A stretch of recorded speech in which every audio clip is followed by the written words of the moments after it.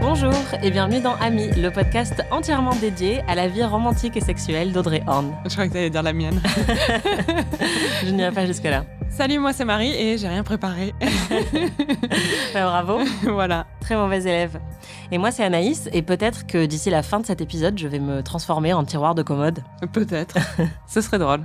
Cette semaine, on a regardé les épisodes 16, 17 et 18 de la saison 2 de Twin Peaks, ce qui veut dire que dans 4 épisodes, c'est la fin. De la saison 2. De la saison 2. La semaine dernière, tu as beaucoup souffert. Tu as traversé vraiment l'enfer. Oui, c'était très dur. Je t'en veux beaucoup, Anaïs.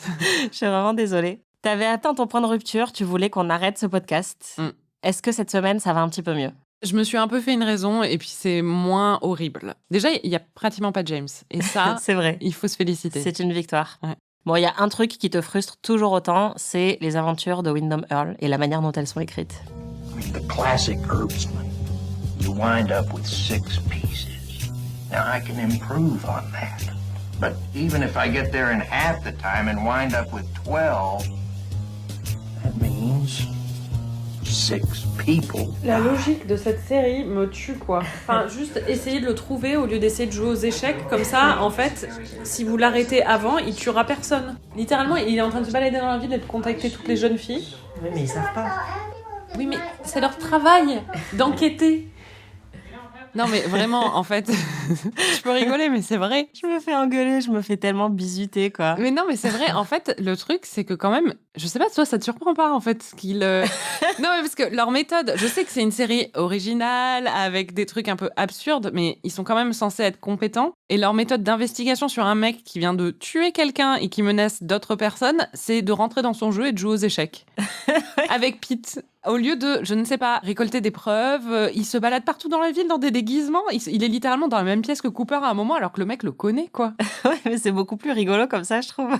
Ouais, je sais pas. J'ai un côté un peu trop cartésien, je crois, qui parfois est heurté par la logique de cette série. En vrai, je trouve que tu t'es remarquablement adapté à l'esprit de la série quand même depuis le début, parce que je pensais que ton côté cartésien ressortirait beaucoup plus pendant ces enregistrements. Au final, je trouve que c'est la première fois que tu donnes l'impression d'être un peu choqué par l'absence de logique. Il y avait quand même la façon dont il menait toute l'histoire de l'enlèvement d'Audrey. Oui, c'est vrai. Bien sûr, mon ton cœur côté parlait... procédural reprend le dessus. Mon cœur parlait aussi, mais il y avait le côté procédural, oui, où il n'y a pas de logique, quoi. Enfin, j'étais là, mais c'est pas possible, ils savent pas mener une enquête, en fait. Ouais, non, mais j'avoue que moi, j'y prête pas du tout attention, mais je vois ça.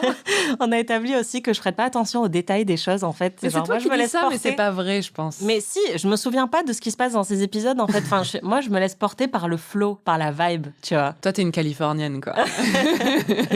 Non, mais je pense que je suis un peu comme David Lynch, tu vois. Je me laisse porter par les sensations. Et là, en l'occurrence, c'est des sensations désagréables depuis quelques épisodes. Mais tu vois, je sais pas, je prête pas trop attention à la logique. Mais c'est marrant parce que dans la vraie vie, t'es pas comme ça, en fait. T'es quand même très méthodique et t'es assez... Ouais, mais je suis pas logique. Non, ça c'est sûr, t'es pas logique. C'est ça la clé, c'est que je m'attache pas trop à... Parfois, je me demande comment ça fonctionne dans ton cerveau. Est-ce que c'est abstrait ? Est-ce que c'est comme jeter des trucs sur un mur, tu vois, un peu comme du Pollock, du Jackson Pollock, alors que moi, c'est un fichier Excel, quoi. Non, c'est ça. Enfin, en vrai, là, ça fait hyper humble brag, mais j'ai une pensée en arborescence, quoi. Donc, c'est littéralement comme ça. C'est-à-dire qu'un truc me fait penser à un autre truc qui n'a rien à voir. J'essaie d'expliquer un truc, mais comme c'est pas logique, en fait, ça marche pas non plus. Bon, bref. Avant d'entrer dans les détails de ces intrigues, Marie, on va écouter les prédictions que tu avais faites concernant ces épisodes. Précédemment, dans Amis.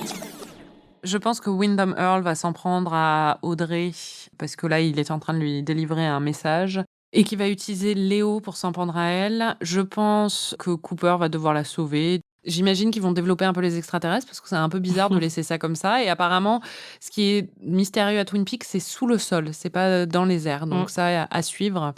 Ah bah maintenant, Ben va reprendre un peu ses esprits et je pense que Audrey va être son associée de travail. Là, je sens qu'il y a une dynamique professionnelle qui se met en place. Mais une dynamique aussi familiale plus saine, tu vois, qui est en train de se mettre en place. Je pense que... Bobby... Et ils reviennent de loin. Oui, voilà, putain. Bobby et Audrey vont continuer leur flirt, mais elle va continuer à le remettre à sa place, mais ils vont être amis, quoi. Cooper n'a pas sauvé Audrey. Ah oui, non. Elle n'a jamais été en danger, en fait. Non, voilà, c'est ça. Il ne s'est rien passé. Marie, est-ce que tu nous as préparé un petit résumé cette Non, semaine? mais on va se débrouiller quand même. On va improviser. On va être très honnête, c'est-à-dire que d'habitude, je prépare mon résumé en regardant une deuxième fois et je me suis endormie lors de mon deuxième revisionnage. Aïe. Mais j'ai pas eu le temps de faire mon résumé, donc... Alors, Ben Horn, qui se transforme un peu en un mix de Yannick Jadot, parce que là, ça y est, il a des grandes aspirations écologiques, et d'influenceuse fitness, parce que d'un coup, il a sorti le survêt de fila et les bâtonnets de céleri, et il a envie d'être bon. Tu sens qu'il a envie d'être bon, là, en ce moment. Audrey est amoureuse, Cooper est amoureuse, est amoureux, mais ils sont pas amoureux l'un de l'autre, ils sont amoureux de deux personnes différentes. Cooper a d'une nonne, littéralement, qui vient de sortir du couvent, et qui apparemment a vécu toute sa vie au couvent parce qu'elle ne connaît rien. Elle s'étonne que les gens soient amoureux ou des choses comme ça. C'est Et c'est ça. là, en fait, tu n'as jamais rencontré d'être humain avant. Elle est là, c'est quoi un bus? C'est ça. Les extraterrestres. On n'entend pas trop parler. À la fin, juste, ils vont dans une grotte qui s'appelait la grotte du hibou. Et tu te dis, pendant tous ces épisodes, il y avait une grotte du hibou et personne n'a pensé à aller dans la grotte du hibou à aucun moment, alors qu'on parle tout le temps des hiboux, quoi. Josie meurt et se transforme en poignée de tiroir. Normal. Et Truman se transforme en un espèce de géniard horrible qui fait C'est que génial. crier. Il est insupportable, vraiment, mais il sait pas vivre son deuil avec un peu de pudeur, quoi. Je l'adore. Hey, Deputy Dale. How's business? That's the good thing about the law. It doesn't breathe. You can't kill it. Après Harry, il y a une meuf qui essaie de le tuer. Je veux pas vous expliquer qui c'était, mais enfin bon, bref. À Cooper, il dit, je comprends pas pourquoi elle a voulu me tuer. Et Cooper lui dit, c'était de la jalousie sexuelle. Et lui, il est là, ah ouais. Logique, ok, voilà. Moi, je suis comme Harry quand je regarde Twin Peaks, tu vois. Je suis là, ah ouais, ok. Sinon, James a une scène. Et après, il envoie une carte postale, donc on entend sa voix. Mais sinon, on ne le voit pas plus que ça. Et franchement, rien que pour ça, 3 meilleurs épisodes de Twin Peaks, C'est en vrai. fait. Puis c'est tout. Enfin, il se passe d'autres choses. Ah oui, Audrey et Donna sont demi-sœurs, voilà. Et Nadine et Mike filent le parfait amour. J'ai des questions. Si Merci c'est ça ta prochaine question, j'ai des questions. Vas-y, fais tes questions. C'est bien, j'ai même plus à parler, en fait. Elle est en pilote automatique. Vas-y, je vais me faire une petite sieste et puis tu me réveilles à la fin. Comment il a réussi à créer un masque Caroline Windham Earl ? Enfin, il l'a déterré, il lui a fait un petit atelier plâtre. Enfin, je sais pas, sur le cadavre, c'est vraiment... Mais tu vois, moi, j'avais même pas... J'ai vu cette série 1 milliard de fois, j'avais même pas capté que c'était un moule du visage de Caroline. Bah parce qu'il la regarde tous les deux en disant « Qu'est-ce qu'elle était belle !» Ouais. Oui, alors, Cooper refusait Audrey parce qu'elle est trop jeune, mais là, il va se chercher une vierge tout droit sortie du couvent. Oui, mais elle est pas jeune. Ouais, mais elle a 0 expérience. Enfin, Ouais, et mais elle c'est est... pas pareil. Oui, mais elle a le visage de l'innocence et tout ça. Je suis désolée, c'est comme si elle avait 16 ans, quoi. Enfin, voilà. Je suis pas sûre. Enfin bon, bref. C'est quoi tous ces gens qui tombent amoureux au bout de 48 heures ? En vrai, moi, je tombe amoureuse toutes les 48 heures. Oui, c'est vrai. Mais ça, c'est un autre problème, Anaïs. Alors, Doc Hayward a mis 24 heures pour aller de chez lui au bureau du shérif, quand même, quand il récolte la pièce clair. du jeu d'échecs. Je sais pas par quelle route il est passé, en fait. C'est ça ma question. Est-ce que tu te souviens d'Harold Smith ? Non. Je regardais, tu sais, les épisodes avant, et il y avait une photo de lui. J'étais, tiens, je l'avais oublié, alors que c'était dans la même saison, quoi. C'est quand même fou tout ce qui s'est passé. C'est vrai. Et pour finir, la nonne, quand elle sort du couvent, elle va demander un cocktail et on lui fait un rum and tonic. Vraiment, ils veulent qu'elle retourne dans son couvent, en fait. Ils veulent la traumatiser C'est à clair. vie. C'est pas une question, mais... Ah oui, non, c'est vrai. Et ils lui font un rum and tonic. Voilà. Très bien.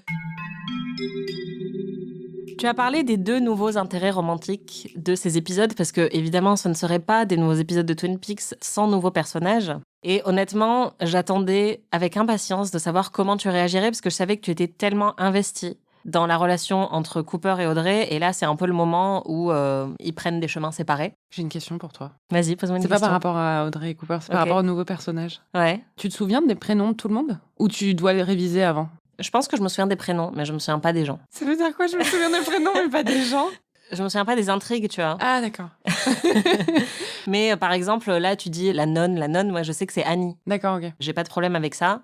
Mais par contre, j'oublie l'existence d'Annie. C'est ton esprit en arborescence. C'est ça. Harold Smith, je me souvenais pas du tout de son prénom, par exemple. Il y en a plein dont je me souviens pas. Je me souviens de ceux que j'aime bien, genre Gordon Cole, Albert. Oui. Annie, je l'aime bien, donc je me souviens d'elle aussi. Mais les autres, non. Donc, Oui. reprenons. Le premier intérêt romantique, c'est Billy Zane. Ouais. qui, pour moi, est le méchant dans Titanic, qui est Cal dans Titanic. Alors, ce qui est marrant, c'est que moi, dans le visionnage, j'ai dit non, c'est le mec de la momie. Et en fait, après, j'ai vérifié, il n'a jamais joué dans la momie. En fait, le mec de la momie, c'est Brendan Fraser, ou je sais pas quoi. Ouais, voilà, un truc comme ça. Mais c'était même pas à lui que je pensais. Je crois que c'était au mec qui est la momie, en fait. Bref, J'ai pas je vu sais la pas. momie, donc... J'adore ce film, je l'ai vu des dizaines de fois. Je le plaisante même pas, je le vois tous les ans, quoi. Mais bon, je connais Billy Zane, mais je n'ai pas l'association. Toi, tu as une association très. Je crois que vraiment, il t'a traumatisé dans Titanic. Ah oui, vraiment, complètement. Bah, j'ai vu ce film 3 fois en salle, alors que j'avais 7 ans, donc j'étais déjà très intense. Et vraiment, Cal, il m'a traumatisée. Les pauvres, tes parents, ils se sont cognés 9 heures. Ouais, mon père, tout précisément. 10 heures de Titanic. Ouais. Et la troisième fois, il avait prévu les paquets de mouchoirs à l'avance parce qu'il savait que je devenais très intense pendant le film. Mais oui, pour moi, Billy Zane, c'est le mec qui se fait cracher un gros molar dessus par Kate. Et donc là, dans Twin Peaks, il joue John Wheeler, qui est un associé du père d'Audrey. Donc il y a encore quand même des petites daddy issues et elle est encore attirée par un mec un petit peu plus âgé. Mais ça reste plus approprié, bizarrement. Bah, c'est surtout que lui s'en fout. Il lui dit carrément. À un moment, il lui dit j'ai 18 ans, il lui dit et alors? Et ça, t'as beaucoup aimé. En tout cas, tu as beaucoup aimé. Alors vraiment, je m'y attendais pas du tout. Moi, je pensais que t'allais râler parce que t'allais dire pourquoi ce mec sort Audrey du droit chemin et l'éloigne de Cooper. Et en fait, t'étais à fond dans le rapprochement entre Audrey et Billy Zane. Mais moi, je suis pas pour l'acharnement thérapeutique ni amoureux. Et en fait, très clairement, Cooper en avait un peu rien à foutre. Il l'aime bien, mais pas plus. Moi, j'ai voulu y croire. Elle a voulu y croire. Au bout d'un moment, il faut tourner la page. Et surtout, j'ai envie qu'elle s'amuse, Audrey. Je comprends. Get that D, girl. Oublie Dale Cooper et sa maîtresse morte, là. Where have you been all this time? I mean, when you weren't busy rescuing widows and orphans and making our world a better place to live in. Far corners of the earth. I tell you, it's glorious Elle out est there. tellement en chien. Elle a tellement envie de le niquer, là. All in all, it's good to be home. Good for you. Ah, enfin un homme qui a envie de la sauter, quoi. Merde. T'as quand même tes limites avec ce personnage. Ouais. On va l'entendre. Oh, bury me not on the old prairie. Mais qu'est-ce qu'ils sont tous les mecs de cette ville à vouloir faire des hits, quoi. Don't bury me now. Non, là par contre, non. Là, il perd 40 points, quoi. Pourquoi? Enfin, en fait, imagine, tu vas à une date avec quelqu'un. Déjà, ils adorent les pique-niques dans cette série, mais enfin, franchement, c'est l'enfer, il n'y a pas de toilettes. Dans une date, il faut toujours avoir des toilettes pas trop loin quand même. Et là, le mec se met à chanter. Et de l'autre côté, il y a Heather Graham. Attends. Non, mais Billy Zane. Moi, je suis très contente pour elle. Ceci dit, le fait qu'il soit un associé de son père, je me méfie un tout petit peu, parce que quand même, son père, il n'était pas très clean dans le passé. Et là, d'un coup, bon, il est devenu clean. Et cet associé est censé être génial et sauver la veuve et l'orphelin. Mais là, vraiment, je me suis dit, je sais pas. Mais en même temps, j'ai envie que ce soit bien. Et je pense que il faut qu'elle ait un peu de bonheur dans sa vie, la pauvre. Hein. Sachant que le dernier employé de Ben, qui est un peu remplacé par John Wheeler, c'est Leland. Eh ben oui, non, mais c'est ça, j'y ai pensé. Mais enfin bon, en attendant, elle a 18 ans, elle a besoin de s'amuser. Et très clairement, il a envie de s'amuser. Elle flirtouille un peu avec lui quand elle est dans sa chambre et lui dit The next time you come into my room and carry on like this, you better be ready to finish whatever it is you came here to start. Si tu commences quelque chose, va falloir le finir. Et elle lui dit, mais peut-être que je veux le finir. Enfin, j'étais là. Et ça, t'as adoré. Je me souviens très bien de ta réaction pendant cette scène. Tu étais à fond. Ouais. Et après, il lui dit, si t'amènes un marteau, t'as intérêt à amener des clous aussi. Ouais, voilà. Et après, il lui dit, sois naturel. Elle dit, je suis naturelle. I stand corrected. You're a beautiful, intelligent young woman. What else? You have an undeniable magic about you. Non, mais en tout cas, gros plot twist. Moi, j'avais vraiment peur que tu supportes pas ce personnage parce que moi, j'avoue que j'ai une petite antipathie naturelle pour lui parce qu'il éloigne Audrey de Cooper et ça m'énerve. Donc, je pensais vraiment que tu aurais cette réaction, mais je suis très contente que tu vois ça d'un œil très positif. Mais moi, en fait, dans mon classement, c'est Audrey en number one. Je veux son bonheur plus que tout. Et en fait, je veux pas qu'elle s'acharne. Enfin, il y a rien de pire, en fait, que d'être accroché à un mec qui a pas envie de toi, quoi. Enfin, c'est vraiment horrible. Je suis d'accord. Donc là, c'est bien. Le mec, il est à fond sur elle. En plus, il a vraiment envie, quoi. Et elle a envie aussi et qui s'éclate. Elle a besoin de ça. De l'autre côté, on a Heather Graham, qui a joué dans plein de trucs, mais qui jouait notamment dans Very Bad Trip. Et dans Austin Powers. Et dans Austin Powers, voilà, qui est habituée au rôle de meuf très jolie. Pour le coup, ils ont enfin trouvé quelqu'un qui mérite sa carte d'habitante de Twin Peaks, en termes de casting féminin. Oui. Donc elle sort du couvent, c'est la sœur de Norma. Elle emménage à Twin Peaks et tout de suite, dès qu'elle croise le regard de Cooper est gaga. Et alors ça, bizarrement, ça t'a pas du tout plu. Non. Audrey a le droit à l'amour, pas Cooper. Mais pourquoi ? Qu'est-ce qui t'a fait, le pauvre Cooper ? Mais non, mais enfin, c'est ce que je disais tout à l'heure. En fait, ce qui m'énerve, c'est que si il était tombé amoureux justement d'une meuf de son âge ou un peu plus âgée qui avait de la bouteille, qui avait de la répartie et tout ça, j'aurais compris parce que je me serais dit vraiment, oui, il n'a pas voulu quelqu'un d'immature, de jeune et tout ça, et il est plus attiré par une femme, quoi. Elle est peut-être plus âgée qu'Audrey. En vrai, physiquement, elle fait pas beaucoup plus âgée. Mais elle a aucune expérience, elle en dirait une biche égarée qui a des grands yeux, et c'est ça qui lui plaît, très clairement, tu vois. Et elle a un côté très innocente. Littéralement, elle sort du couvent. La fille n'a jamais rien expérimenté physiquement de sa vie. Tu sais qu'elle est... T'en sais rien, hein. Oui, bon, T'as pas vu Benedetta, hein. Il se passe des choses au courant. D'accord, ok. Bon, peut-être qu'elle est très expérimentée. Il s'est passé des trucs. Mais bon. C'est marrant cette lecture parce que déjà, elle a son âge en fait. Enfin, c'est, pour moi, tout ce que tu dis, c'est la raison pour laquelle ça fonctionne mieux aussi, je pense, avec Cooper. C'est parce que c'est pas une adolescente, c'est pas une lycéenne, c'est une meuf de son âge. Alors certes, elle a peut-être pas beaucoup d'expérience et elle fait meuf un peu égarée. Mais moi, je pense que ce qui plaît à Cooper, c'est pas ça. C'est pas son inexpérience ou son côté un peu fragile. Je pense que tu vas le voir aussi peut-être dans les prochains épisodes, mais elle a un côté un peu coucou. Alors, elle est un peu décalée. Ouais, mais pour l'instant, j'ai pas du tout vu ça, en fait. On le voit un tout petit peu à la fin quand ils prennent un verre au bar. I feel constantly amazed, stunned. Music and people, the way they talk and laugh, and the way some of them are so clearly in love. It's like a foreign language to me. I know just enough of the words to realize how little I understand. Some people think I'm strange. I couldn't promise you that I would always make sense or do the things that you would expect me to do. Annie, I don't expect anything. On a l'impression que c'est un peu une alien parce qu'elle sort du couvent. Elle comprend pas les indices sociaux, tu vois, de comportement. Et Cooper, qui est très coucou aussi et qui est un peu perché depuis le début, je pense qu'il se voit beaucoup en elle et qu'il aime bien son côté un peu à l'ouest. Si c'est ça, je serais très contente pour lui. Bah écoute, j'espère que la série sera à la hauteur de mes explications dans les prochains épisodes. En tout cas, elle est très douée parce que c'est une rapide, hein. Putain, la meuf, elle est sortie d'un couvent il y a 3 jours et ça y est, elle a déjà un mec hyper mignon, agent du FBI qui lui tourne autour, quoi. On sent que t'es un peu jalouse. Un peu, ouais. Bah ouais, on va pas se mentir, hein. Franchement, c'est pas ça la réalité, alors quoi. que sur les applis, il y a que des tons. Bon, entre ça et le fait que je t'avais un peu dit que dans la saison 3, potentiellement, il va pas se passer grand-chose entre eux, t'as un peu fait le deuil d'une relation entre Audrey et Cooper. Potentiellement, il va pas se passer grand-chose, littéralement. Ce que tu m'as dit, c'est qu'ils ne partageaient pas une seule scène. J'essaye d'atténuer un peu le coup, mais... Moi qui communique par la pensée ou des trucs comme ça, mais enfin bon, Je bref. sais pas. Oui, tout est possible. Oui, j'avais fait mon deuil. Ok. J'avais fait mon deuil à cause de ce que t'avais dit, mais aussi parce que même avant que tu me le dises, j'avais tellement envie d'y croire, mais je n'y croyais pas trop, tu vois, parce que bon, au bout d'un moment... Et puis parce que je m'étais un petit peu dit que son bisou, qui sortait un peu de nulle part, son espèce de smack, j'avais presque l'impression que c'était un truc de fermeture plutôt que d'ouverture. Enfin, en y réfléchissant dans mon lit après. En versant une larme, Voilà, une single exactement. tear. En tout cas, moi, je suis soulagée parce que depuis le début, dès que j'ai vu ton investissement très intense sur cette relation, et je le comprends parce que moi aussi, en fait, à chaque fois que je revois la série, j'adore, enfin, j'ai des papillons dans le ventre quand je les vois se draguer tous les deux, tout ça. Mais j'avais peur que, justement, tu sois déçue par cette issue qui n'en est pas une. Mais on dirait que tu me connais pas, Anaïs.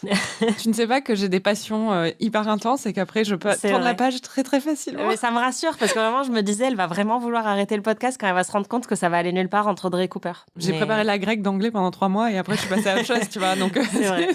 Est-ce que t'es quand même toujours amoureuse de Cooper ? En fait, le problème c'est que comme c'est beaucoup moins bien écrit, son personnage est bien moins écrit aussi, ses répliques aussi, donc il est moins brillant. Il est aussi moins sympathique. Enfin, je le trouve, moi, ce que j'adorais chez lui, son espèce de compassion, son côté en contact avec sa spiritualité, des choses comme ça, et même son côté un peu original. Tout ça, c'est un peu perdu ces dernières semaines. Et surtout, il s'habille comme un gros plouc. Et ça, c'est inadmissible. Voilà. Putain, il devient plus plouc que jamais, quoi. Enfin, à chaque épisode, il y a un nouveau level vers le plouc. C'est parce qu'il est en train de se fondre dans Twin Peaks, quoi. Ah ouais, mais vraiment, faut qu'il arrête, hein. C'est vrai que c'est un peu Duck Dynasty. Ouais, son ça va pas look du à tout. l'heure Quand il actuelle. récupère son costard, quand il est réinstallé comme agent du FBI, c'était un grand moment. Bah, le costard est iconique. Et oui, Dale et- Cooper sans le costard, ça fonctionne pas. exactement. Mm. La chemise de bûcheron, pendant 10 minutes, ça va, Ouais. mais pas tous les jours. Ou la robe de chambre. Ou Ouais. torse nu. Là, on accepte Torse nu, encore. c'est mieux. Ouais. Quand on a regardé ces épisodes et que t'as compris que clairement Cooper et Audrey allaient se mettre en couple avec d'autres personnages, je t'ai dit, quand on enregistrera l'épisode du podcast, je vais t'expliquer pourquoi finalement ils n'ont pas été mis ensemble dans la série. Et t'as commencé à briller et à dire ok, mais alors pourquoi ça va être? Attends, j'ai des théories. Oh, mais ça va peut-être être ça. Et du coup, j'étais là, Marie, arrête-toi. Enfin, déjà, tu prédis tous les trucs qui se passent dans la série. Si tu commences à prédire ce que je vais te dire dans le podcast aussi, Oui, j'avais des théories parce que je me suis demandé du coup. Enfin, tu peux bah, pas me vas-y, lancer là-dessus. Dis-nous tes théories. Ouais, enfin bon là, je me souviens plus de tout, mais déjà je me suis demandé si Kyle MacLachlan et Sherilyn Fenn en fait ne pouvaient pas se saquer et que du coup ils pouvaient pas les mettre. En même temps, ça aurait fait une super tension sexuelle en vrai, donc Ouais. peut-être pas. Mais c'est vrai que c'est souvent le cas dans des Bah oui. séries, ça explique beaucoup d'intrigues. C'est ça. Et ensuite, l'autre truc que je m'étais demandé, c'était quoi? Je sais pas, peut-être ils ont voulu ramener d'autres personnages encore parce qu'ils n'en avaient pas assez. Ma principale théorie, et c'est ce que je pense moi-même si j'avais été scénariste, c'est-à-dire que en vrai, ce serait un petit peu dérangeant s'ils s'étaient mis ensemble. À cause de la différence d'âge, c'est ce que je disais la semaine dernière, et ce qu'on a déjà dit plein de fois, je sais pas pourquoi on en parle si souvent, mais c'est comme quand t'as un crush sur un prof beaucoup plus vieux, en fait. Dans l'imaginaire, c'est fun, mais dans la réalité, c'est ultra glauque. Là, ça aurait pas été ultra glauque, mais ça aurait quand même pas été... Big up à Brigitte. Non, Brigitte, c'est Nadine, là. C'est clair. Nadine et Mike. Alors, je vais t'expliquer. Je suis soulagée parce que j'étais là, putain, elle va encore nous sortir le truc que je vais dire. Genre, elle va tout deviner, j'en peux plus. J'ai pas deviné. Non, tu n'as pas deviné. Ce qui est intéressant, c'est que au tout début, les scénaristes avaient même pas envisagé un flirt entre Cooper et Audrey, mais ils ont tout de suite vu l'alchimie entre les deux acteurs. Et ils ont vu aussi la réponse des fans, qui était très similaire à la tienne et à la mienne, qui était « mettez-les ensemble ». Et donc, ils se sont dit « on va développer ça ». Et c'est pour ça qu'il y a quand même de plus en plus, tu l'as vu, voilà, à la fin de la saison 1, ça monte quand même vachement, ça va crescendo et on se dit qu'il va vraiment y avoir un rapprochement. Finalement, ça ne s'est jamais fait. La raison officielle, c'est parce que Kyle MacLachlan a dit à David Lynch que c'était pas correct parce qu'elle était trop jeune pour Cooper. Ce qui renforce le truc de Kyle MacLachlan. Et tu vois, il est un peu comme Cooper, quoi. C'est un mec droit. Ça, c'était la raison officielle. Et dans une interview, Sherilyn Fenn a dit que, en fait, c'était pas vraiment à cause de ça, que c'était ce qu'on avait raconté officiellement, qu'en gros, c'était en train d'arriver organiquement, le rapprochement entre les deux, et que ça a été stoppé de manière assez brutale et qu'elle trouve ça vraiment con. Et quand on essaye de la pousser un petit peu, elle dit, parce que c'était pendant une interview, elle dit « Ah, mais je devrais vraiment pas le dire, je suis pas censée le dire, mais David Lynch sait que j'en parle à tout le monde. » Et la raison, c'est que Lara Flynn Boyle, qui joue Donna, était en couple avec Kyle MacLachlan et qu'elle était jalouse de l'attention que le personnage d'Audrey avait et qu'elle voulait pas que Kyle se mette en couple dans la fiction avec Sherilyn Fenn. Voilà. Elle dit littéralement, c'est à cause de ça qu'ils ont ramené Heather Graham et Billy Zane pour officiellement fermer la porte à un rapprochement entre Cooper et Audrey. Mais pour quelle dire connasse, c'est fini. l'autre Après, c'est d'une source relativement fiable. C'est Sherilyn Fenn elle-même qui le dit. Donc, Oui. c'est pas comme des rumeurs où on avait Oui, parlé peut-être dans qu'elle Friends. se supportait pas avec l'autre. Voilà, moi, en fait, je prends quand même ce truc avec un grain de sel parce qu'on ne sait pas vraiment et qu'on a tendance en plus à exacerber dans les médias les rivalités entre les meufs dans les séries. Là, bon, c'est Sherilyn Fenn où je t'avais dit qu'en plus, elle a pas sa langue dans sa poche en interview, elle aime bien cracher sur tout le monde. Mais peut-être qu'elle a un peu exagéré aussi ou tu vois, qu'elle a voulu faire un petit coup d'éclat. En vrai, on ne sait pas si c'est ça. Moi, je pense comme toi que la raison la plus logique, c'est que en termes de scénario, ça fonctionnerait pas. Enfin, ça tomberait complètement à plat s'ils les mettaient ensemble, parce que ça marche bien d'avoir cette tension sexuelle, mais que s'ils les mettaient ensemble, honnêtement, ce serait juste glauque ou ça ferait perdre toute la tension qu'il y avait jusqu'à présent. Je pense qu'ils auraient pu les mettre ensemble sur la saison 3, tu vois. Elle y croit encore. Mais non, parce que tu m'as dit qu'ils ne partageaient aucune scène. Ouais. Enfin, Non, mais oui, peut-être. En fait, il y a eu des articles qui ont été publiés avant le début de la saison 3 où on ne savait pas du tout ce qu'il y aurait dans la série. Et des gens disaient, est-ce que Audrey et Cooper vont enfin se mettre ensemble? Donc clairement, les gens n'avaient pas lâché l'affaire 25 ans plus tard. Moi, j'ai toujours pas lâché. Voilà. Et c'est compréhensible. Enfin, clairement, ils ont une super alchimie. Donc je te rassure, t'es pas la seule à vouloir que même dans la saison 3, il se passe quelque chose entre eux. Mais du coup, t'étais assez proche quand même, et surtout sur le truc des relations hors, enfin tu vois, sur le plateau, où quand t'as commencé à parler de ça, je me suis dit, putain, à tous les coups, elle va encore me sortir le truc. Mais bon, ça va, tu ne l'as pas fait. Non. Ça t'énerve quand je devine. Hein. Ouais. Mais en fait, ça m'énerve, mais je pense que c'est surtout, au final, je suis déçue parce que je pensais que tu serais beaucoup plus surprise par plein de choses dans la série et au final, pour l'instant, t'as toujours un peu un pas d'avance sur la série et je trouve que c'est remarquable, enfin c'est vraiment impressionnant. Mais du coup, moi déjà, je développe un complexe parce que je me dis, moi j'aurais sans doute pas été aussi intelligente si ça avait été dans l'autre sens. Littéralement, moi je comprenais pas ce qui se passait entre Joey et Rachel, quoi. Donc... Alors que toi, t'as tout deviné dans Twin Peaks, alors que c'est censé être ma série et celle que je connais par cœur et j'adore David Lynch depuis des années et des années et j'ai l'impression qu'au final, tu comprends tout et du coup, on a commencé le podcast, je me suis dit à tous les épisodes, elle va me dire ça, je m'y attendais pas du tout, ou ça, je comprends pas, ou ça, je sais pas où ça va aller. Et en fait, tu vois tout venir. Je pensais que j'étais très con. Mais non. Pas du tout. Mais par contre, je pensais, et je sais que, comme tu l'as dit au début de l'épisode, tu es très cartésienne. Et honnêtement, on a vu pas mal de trucs toutes les deux en commun. On a vu même des trucs ensemble, des séries ou des films. Mais on n'a jamais été amenés à regarder un truc aussi perché ensemble, je pense. Enfin, c'est très rare qu'on voit des œuvres de cet univers-là. Et d'ailleurs, t'as pas vu d'autres œuvres de Lynch, donc on n'en a jamais parlé ensemble. Donc honnêtement, je m'attendais à ce que tu sois beaucoup plus hermétique à cet univers. Et au final, je suis trop contente que tu le sois pas. Mais j'avoue que t'aurais pu l'être un peu plus quand même. Tu vois. Voilà. Désolée. Mais ça va, je me raccroche encore à l'espoir de Twin Peaks The Return. Grâce à mon petit questionnaire de la dernière fois, je pense que tu as rapidement compris, pour le coup, quand on est arrivé à la scène où Josie meurt, que c'était effectivement l'option Josie est transformée en poignée de tiroir. Il y a un gros plan sur une poignée de tiroir. Non, mais même avant, t'as compris avant que ça se passe, non ? Non. C'est vraiment... Okay. Tu vois, tu me surestimes maintenant. Enfin, elle meurt, elle s'écroule, et d'un coup, il y a un plan sur la poignée de tiroir, et on voit sa tête dans la poignée de tiroir. Donc là, oui, j'ai compris. Oui, là, c'est très compréhensible pour le coup. Mais j'avais prédit ça, en fait, la semaine dernière, parce que juste, c'était le truc le plus perché, et puis je m'étais dit, où est-ce qu'elle est allée chercher ça ? Enfin bon, tu as des idées avec ton esprit en arborescence. Tu as des idées très originales, mais quand même là j'étais là, c'est tellement random que je me suis dit que ça devait être ça, quoi. Non mais bien joué, tu as gagné 1 point. Ouais. Josie qui d'ailleurs aura eu vraiment une vie de merde et une intrigue pourrie jusqu'au bout de cette série. On va l'entendre, d'habitude c'est toi qui réagis beaucoup, mais là même moi j'ai eu des réactions très fortes à Josie.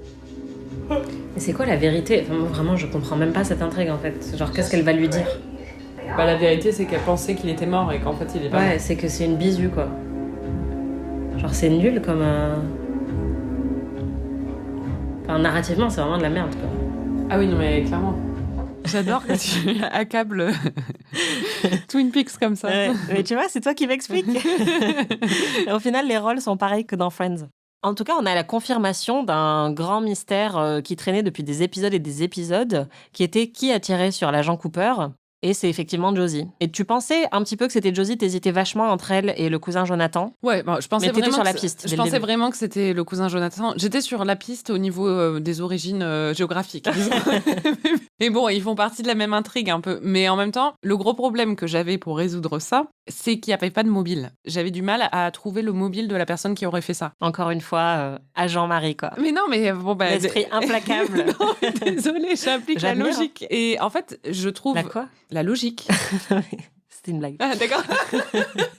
Du coup, ce qui est marrant, c'est qu'en fait, dans la résolution de cette intrigue, donc c'est elle qui a tiré sur Cooper, il lui demande pourquoi tu as tiré sur moi, et son mobile est tellement pourri que c'est pour ça que tu ne pouvais pas deviner que c'était Josie, parce que son mobile, c'est parce que dès que tu es arrivé dans la ville, je me suis dit que t'allais deviner que j'étais mêlée à des trucs pas cool. Ouais, c'est nul. Enfin, vraiment, en fait, en lui tirant dessus, tu attires un peu plus l'attention sur toi, j'ai envie de dire. Enfin, et tu te mêles à des trucs encore moins cool. Ouais, exactement. Donc, je sais pas, c'est pas très, très logique. Et vraiment, c'est le mobile le plus pété de l'histoire. C'était nul. Bon, du coup, Cooper découvre grâce à Albert que c'est effectivement Josie qui lui a tiré dessus. Il la confronte de manière hyper sympa, quand même. Il va la voir et lui dit « I want you at the station house by 9 o'clock.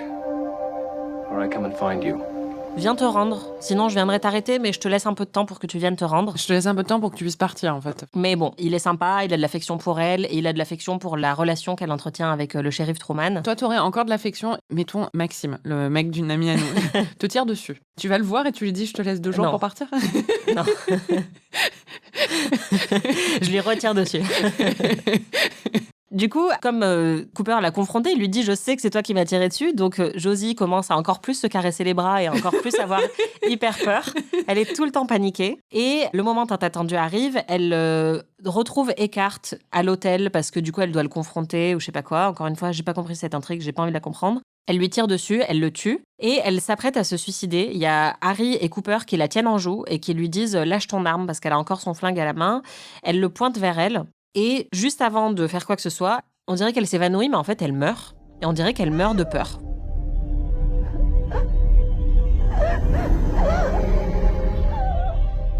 Et à ce moment-là, Bob apparaît dans une vision à Vous Cooper. avez manqué. Hein. Et voilà, c'est ça, notre petit Bob.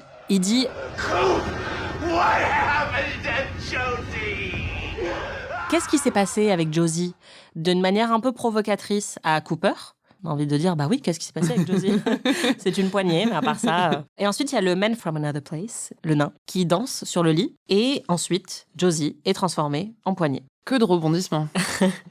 En tout cas, ce qui est intéressant, c'est que quand on a regardé cette scène, à un moment après, Cooper dit que le corps de Josie ne pesait que 30 kilos. Et tu te dis, c'est un peu faible par rapport à son poids actuel. Et normalement, l'âme pèse 21 grammes, puisque tu perds 21 grammes quand tu meurs. J'ai vu ça dans un film. Moi aussi. Qui s'appelle 21 grammes. Et là, comme elle pèse 30 kilos, vous allez voir que je me suis fait une réflexion vraiment brillante. Ça veut dire que son âme pèse 20 kilos. Voilà. Ouais. C'est une grosse âme. Bah oui, elle était pleine de vie.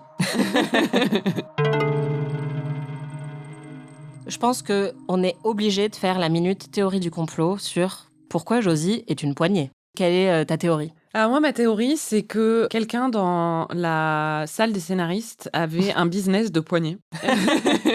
Et que du coup, il a voulu faire un placement de produit dans cette scène et qu'ils se sont dit comment est-ce qu'on peut montrer cette poignée de tiroir de façon la plus puissante possible et la plus mémorable possible. Ils se sont dit on va enfermer quelqu'un dedans. Bah, si c'est le cas, c'est réussi. Hein. Bah oui, voilà. Ouais, bravo. Et toi, c'est quoi ta théorie du complot? Bah moi, je pense que une poignée, c'est quoi?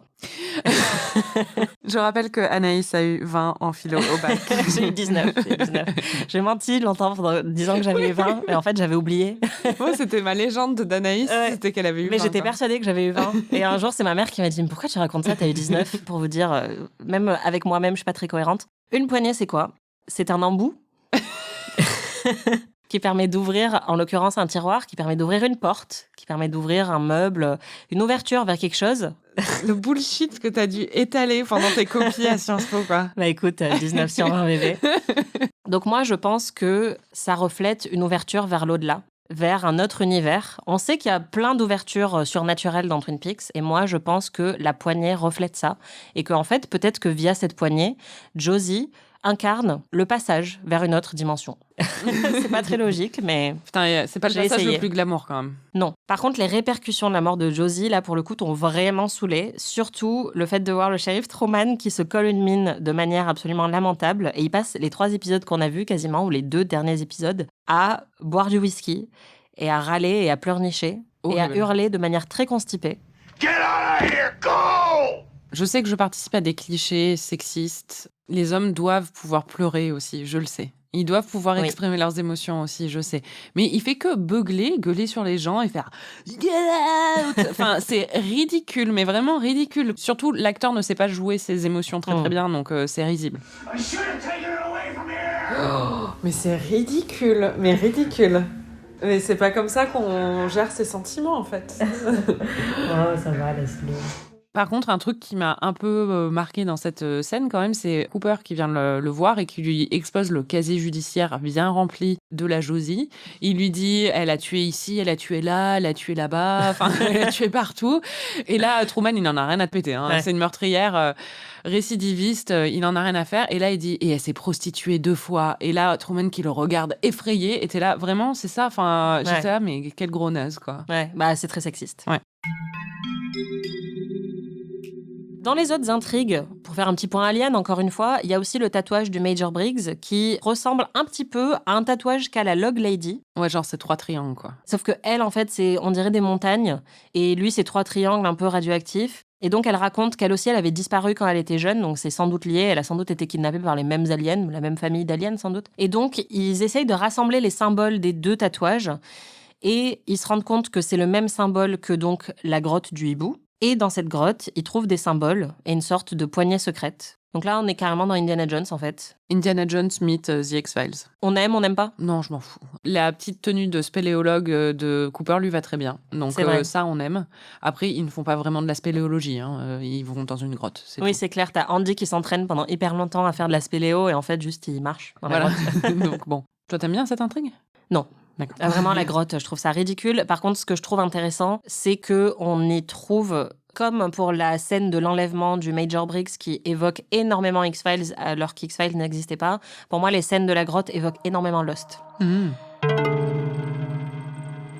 t'avais aussi demandé la semaine dernière de deviner entre divers rebondissements traditionnels de soap pour trouver des futures intrigues. Et tu as eu ta réponse cette semaine, puisque dans Twin Peaks, on a désormais une intrigue de paternité secrète. En l'occurrence, Ben Horne, qui serait secrètement le père de Donna. Et ce qui s'est passé, c'est que quand on regardait les scènes, notamment la scène où Ben est en train de parler à la mère de Donna, en faire des petites cachotteries, t'as fait pause et t'as dit « Mais attends, je me demande s'il y aurait pas un truc, si Ben serait pas potentiellement le père de Donna. » Et là, je t'ai regardé un peu, mais elle se souvient pas que c'était dans les questions que je lui ai posées la semaine dernière. Ben oui, non, mais je me souvenais vraiment pas, en fait. Je me souvenais plus des options parce que c'était genre jumeaux maléfiques. Enfin, c'était plein de trucs. Mais et du coup, alors même que l'option était en train de se concrétiser et que tu avais deviné cette option-là, tu te souvenais plus qu'elle était dans mon quiz. En fait, je me disais, tiens, j'ai l'impression que ce qui est en train de se passer, c'est que Ben est le père secret de Donna, mais c'était pas encore confirmé. D'ailleurs, officiellement, ça l'est pas encore, mais on a compris. Oui, puis je te l'ai un peu confirmé parce que maintenant, j'en ai plus rien à péter, je spoil tout à Marie.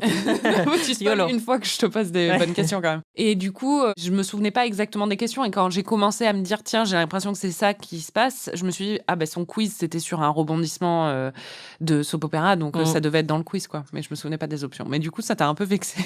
Tu as un biais où tu penses qu'il faut que je me souvienne de exactement tout ce que tu me dis.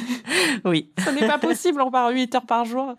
Moi, je me souviens de tout ce que tu me dis, Marie. Non, c'est pas vrai. Si, c'est vrai. Ouais, Bref, on va écouter l'extrait.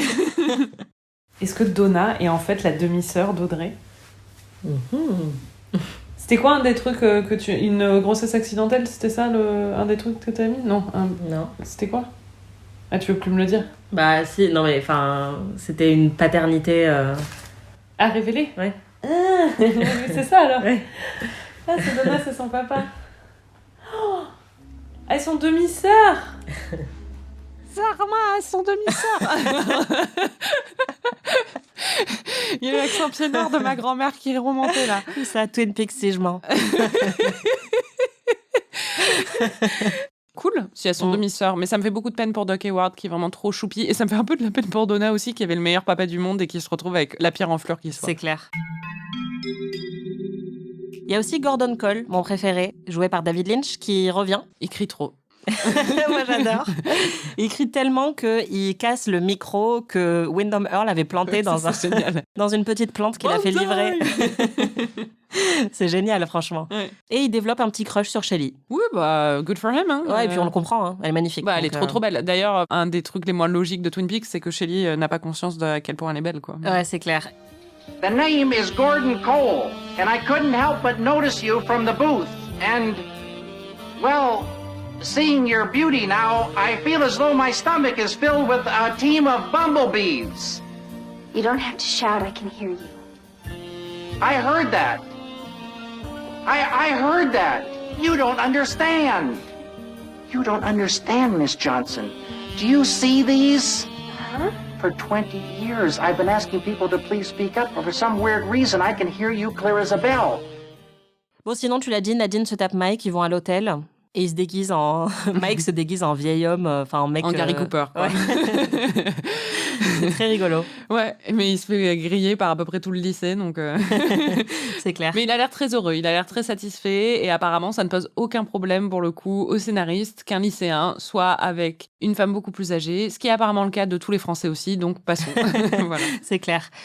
Bon, et pour finir sur une note positive, il faut quand même parler d'une de mes scènes préférées de cette fin de saison. Et une scène qui est culte et que pour le coup, j'ai beaucoup revue. La seule que je revois dans ces épisodes, c'est la scène de la belette. C'était très drôle. C'est-à-dire que Ben Horn utilise une belette en voie de disparition pour détruire un peu les plans de Ghostwood. En fait, il fait semblant de devenir écolo et ça y est, il veut sauver le monde. Et il veut sauver la belette des pins, alors qu'en fait, c'est complètement cynique. Enfin, on sait pas, hein, parce qu'il a l'air de vouloir se racheter. Et c'est pour ça qu'il va voir la mère de Donna en lui disant « Je veux être un bon père maintenant. » En fait, je pense qu'il a des instincts, il a envie d'être bon, mais ses instincts naturels ne le sont pas. Mais en fait, du coup, ça se compense un peu, quoi. Par exemple, même le truc avec la mère de Donna, au final, ce qu'il veut faire est gentil, mais le fait qu'il le fasse, c'est juste chiant parce qu'il remue la merde, en fait. Ouais. Donc, du coup, la belette, ils font une espèce de gala pour présenter la belette. Et en fait, le mec qui s'occupe de la belette veut en présenter une empaillée. Et Dick Tremaine dit non, il faut pas qu'elle soit empaillée, on est là pour dire qu'il faut la protéger, donc on peut pas en montrer une morte. Et du coup, le mec arrive avec une belette vivante qui se met à... Qui est trop mignonne, Elle est trop mignonne, Anaïs, c'était trop contente. Ouais, je vais l'appeler Marcel. Et elle se met à attaquer tout le monde, et c'est très drôle. Alors, avant de se mettre à attaquer tout le monde, elle mord très violemment le nez de Dick Tremaine et elle reste accrochée. Et d'ailleurs, c'est très marrant ce plan parce que tu sens qu'ils ont switché la vraie belette avec une peluche juste avant et il est là, et il fait semblant d'avoir une belette vivante collée au nez. Et après, effectivement, elle sème la zizanie partout dans la réception. Le truc qui m'a trop fait rire, c'est le mec qui s'occupe de la belette justement et qui dit « Attention, elle est déjà en voie de disparition !» Et d'ailleurs, c'est à ce moment que Audrey et Billy Zane s'embrassent dans le chaos. Tout à fait. Et tu as adoré cette scène.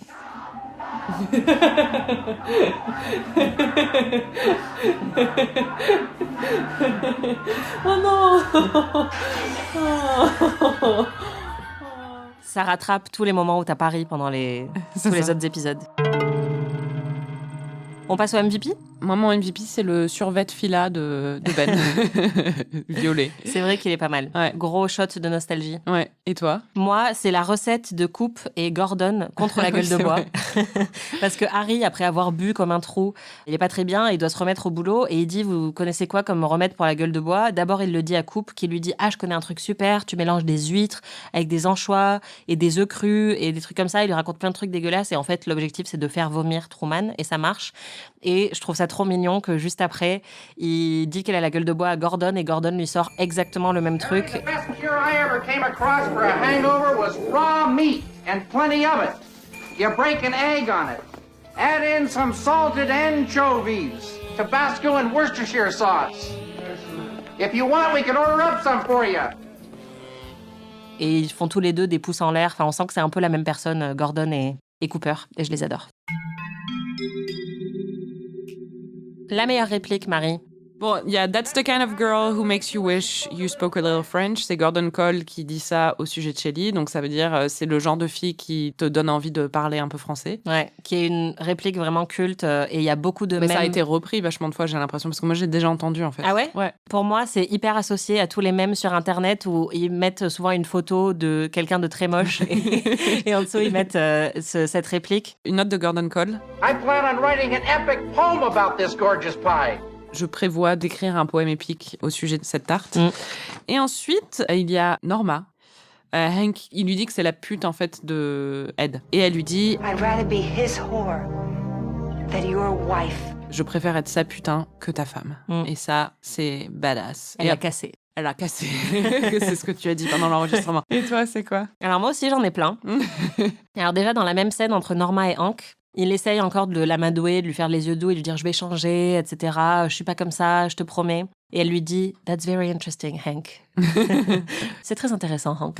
Il y en a une autre, c'est Wyndham Earl, qui dit à Léo, il arrête pas de lui parler, et il parle tout seul parce que Léo est un légume. Et à un moment, il lui dit « tes silences sont éloquents ». J'aime beaucoup. Une autre, c'est Gordon Cole, qui dit qu'il veut commander... A steak so rare you can sell it at Tiffany.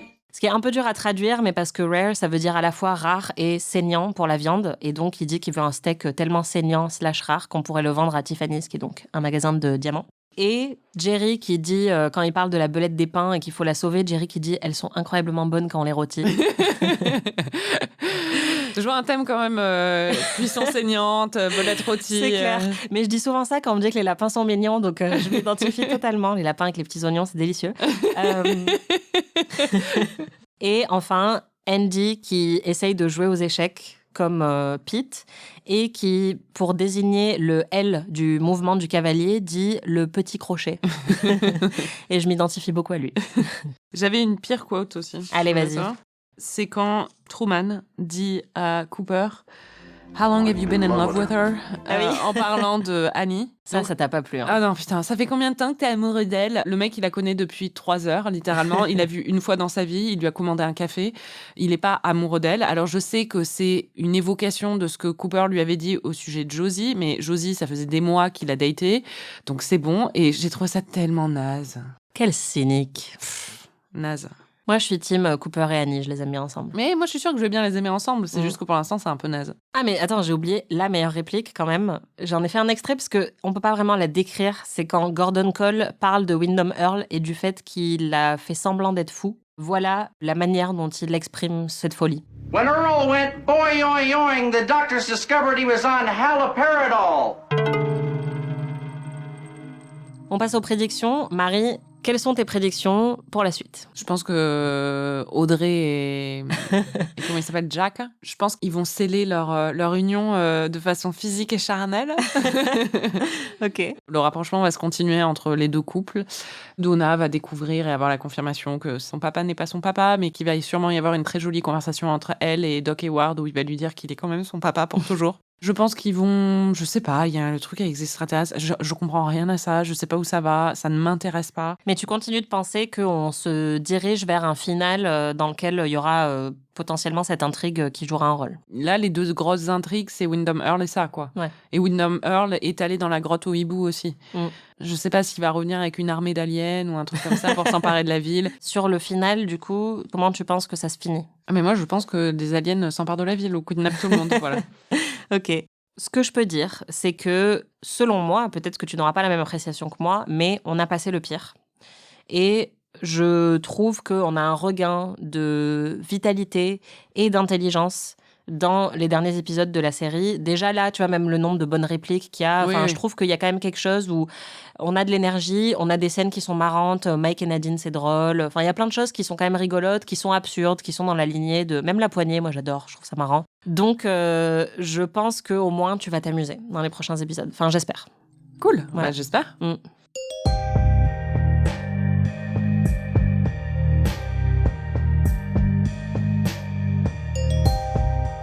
Merci de nous avoir écoutés. Merci Marie. Merci Anaïs.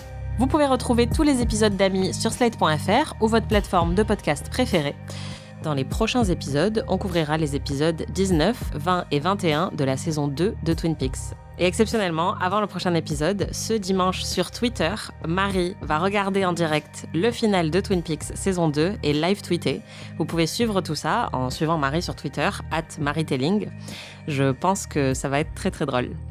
N'hésitez pas à suivre la série en même temps que nous et à partager vos impressions sur les réseaux sociaux. Dites-nous ce que vous avez pensé de la poignée, à votre avis, qu'est-ce que ça veut dire. Moi, j'aimerais bien savoir vraiment ce que vous en pensez. Et si vous êtes fan de séries, n'oubliez pas de vous abonner à notre autre podcast, PIC TV, où on analyse l'actualité des séries.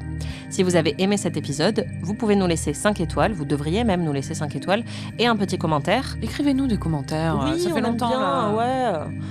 Et vous pouvez aussi nous hyper auprès de tous vos amis. On se retrouve la semaine prochaine. Et en attendant, n'oubliez pas, les belettes des pains sont incroyablement bonnes une fois rôties. Toi, t'es comme Mitterrand avec l'ortolan, quoi. Amis est un podcast d'Anaïs Bordage et Marie Telling, produit et réalisé par Slate.fr sous la direction de Christophe Caron et Benjamin Ours. Production éditoriale, réalisation et montage, Aurélie Rodriguez. Musique, Victor Benamou.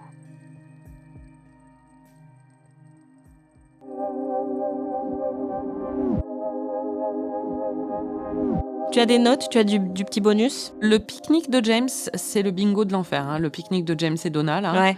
Déjà, c'est un pique-nique avec James et Donna. Et en plus, Donna porte un bandeau, mais le genre de bandeau qu'on portait dans les années 90, moi je m'en souviens. Les gros bandeaux épais, noirs, mais cheap, tu vois, mauvaise qualité. Et tu mettais ça pour te laver le visage et faire des masques le dimanche. Elle porte ça avec un collier de perles et des boucles d'oreilles perles aussi, c'est horrible. Bref. Truman est tellement un mauvais crieur.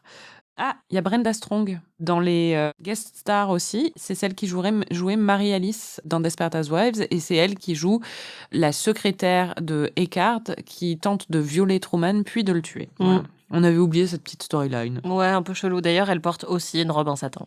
C'est vrai. Et il y a 2 choses que j'avais jamais remarquées avant que tu me les fasses remarquer. C'est le satin et le lait. Ah, c'est vrai. Et maintenant, je vois que ça, en fait. Ouais. Il y a une petite obsession. Ouais. Toute la storyline de Briggs et la Log Lady, j'ai abandonné. Nadine qui réalise qu'elle est borgne en faisant un clin d'œil. Ah oui. J'étais elle s'est jamais vue dans le miroir. Mais c'est marrant, cette scène. Shelly qui croit qu'elle est moche. Je me suis dit, bon, déjà, il y a Léo qui l'a vraiment traumatisée pendant des années et qui a dû un peu détruire son estime d'elle-même. Mais je pense aussi, on n'a pas rencontré ses parents à Shelly, mais ça doit pas être joyeux parce que franchement, ils n'y ont pas bâti son estime de soi. Hein. C'est clair. On n'a pas dit quand même que Gordon entend Shelly, mais bon. Ah oui, Gordon entend Shelly. C'est comme les sifflets pour chiens, tu sais. Elle est à une autre fréquence, en fait. Ouais, c'est ça. Pour Gordon. Ouais. James écrit les cartes postales les plus chiantes de l'histoire. Tu m'as fait rire pendant le visionnage où tu imaginais que James, que la carte postale de James avec plein de fautes d'orthographe. Qui dit bonjour Donna. Je suis au Mexique. Mon Dieu. Ouais, j'ai noté un truc pendant le visionnage qu'on a fait ensemble. J'ai écrit Marie fait que souffler. Vraiment, à toutes les scènes, t'étais là. Donc clairement, il faut remonter la barre là. Ça allait mieux quand même que la dernière fois. L'absence de James et de sa divorcée là. Enfin, divorcée. Pourquoi je dis ça à chaque fois? C'est horrible. En plus, elle n'est pas divorcée. C'est Evelyn Marsh, tu vois, moi je me souviens des noms. Non, moi je suis comme ma grand-mère. Elle appelle Gwyneth Paltrow Hewlett Packard. Voilà. Bref. Au revoir.